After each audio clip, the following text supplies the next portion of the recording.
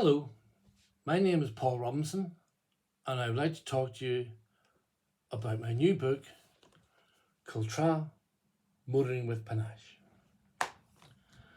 So, what is the book about? Well, first of all, let me explain where Cultra is. Cultra is on the edge of Belfast Lough and is not far from Belfast. Back in 1905, it was accessed by gravel roads, but also had a relatively new railway station, which had led to a lot of new development, including large villas belonging to the wealthy industrialists from Belfast. It was also home to the Royal North of Ireland Yacht Club, but we'll come back to them in a moment. To put the 1905 to 1911 events in context, we've got to go back a couple of years earlier to 1903, when Ireland hosted the Gordon Bennett International Challenge Race, a road race.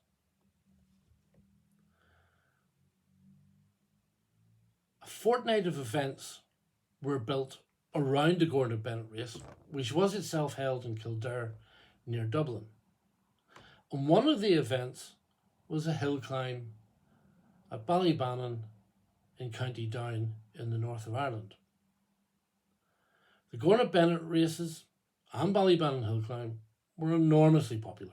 They attracted huge crowds and were the reason for a huge increase in interest in these newfangled motor cars.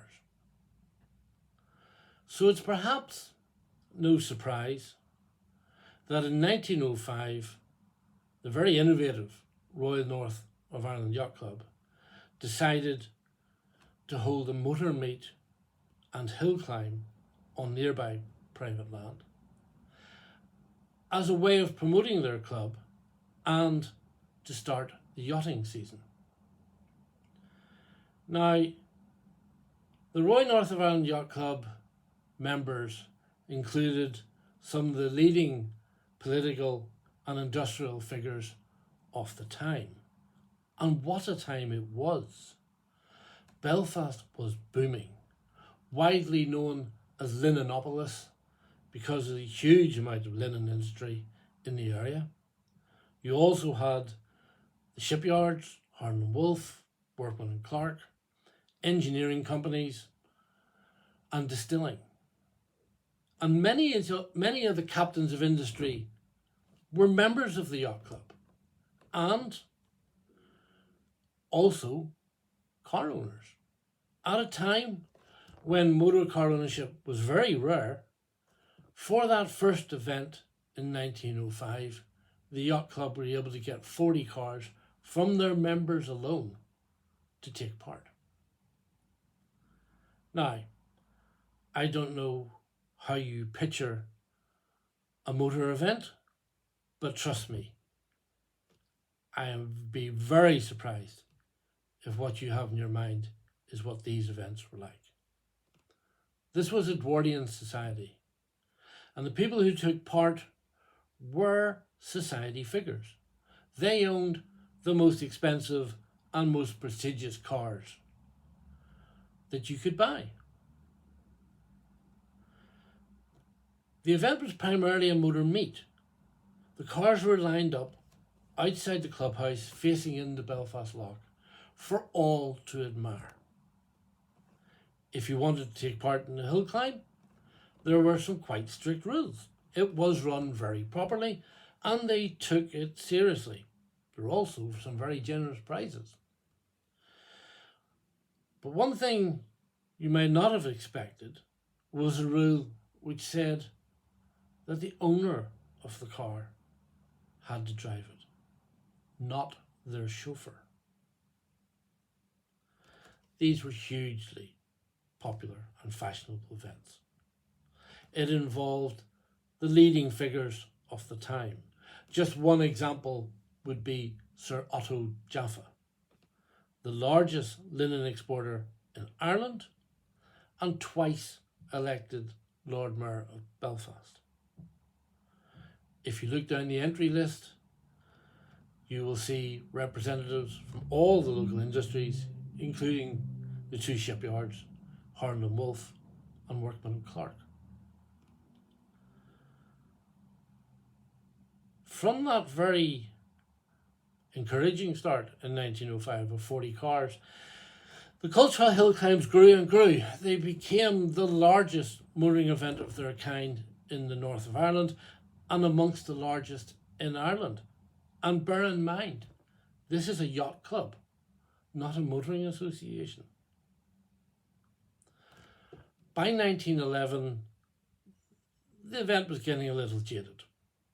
And that was the last time that the yacht club held a hill climb at Cultra. They would go on to organise further events for their car-owning members, but not hill climbs.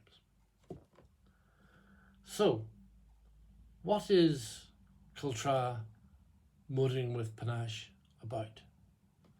Well, primarily it is about the industrial wealth of Belfast and how those industrialists spent what free time they had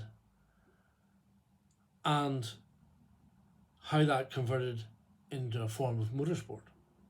It involves, as I said earlier, some of the leading figures of that time, and the cars were exceptional. They were the biggest and the best, the most prestigious and expensive that you could buy. Motoring with Panache is a window into society that is now gone. I have included details of everybody I could find who took part, what cars they drove, if they took part in the hill climb, what the results were. I have also included newspaper reports from the time, both Belfast and Dublin, which showed just how fashionable and sociable these events were. It was very nicely designed. You could drive from the clubhouse up to the start line, take part in the hill climb, and drive straight back again to the clubhouse where there would be live music. I've listed the names of the bands and the music they played, and other entertainment. It was quite a party.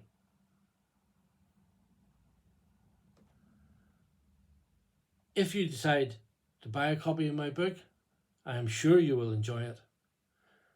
It is, as I said, a window into society long gone, but fascinating in its own right.